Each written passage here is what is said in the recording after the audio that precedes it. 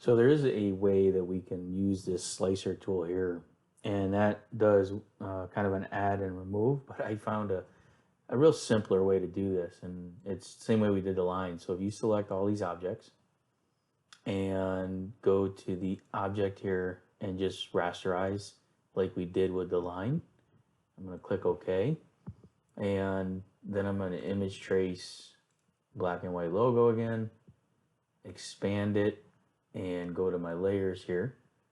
And if we expand this, get rid of these white areas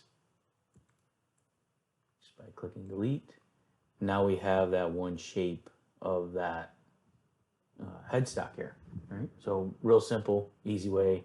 Again, you just make the shapes the way you want and turn them into a raster and then back to a vector. So I find that's a little bit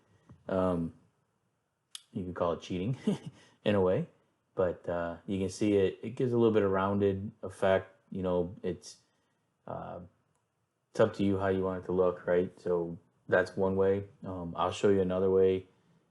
If you look at there's a video called the slice tool, and you'll see that video. I'll use this tool to show you how to add and remove these in a little bit different way. It's a little bit more, takes a little bit more work than the raster one, but it may give you the effect that you're looking for.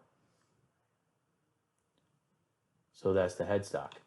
So next, if we turn this back on, we got to do the Freebird and the image here. So we'll take a look at doing that in the next videos.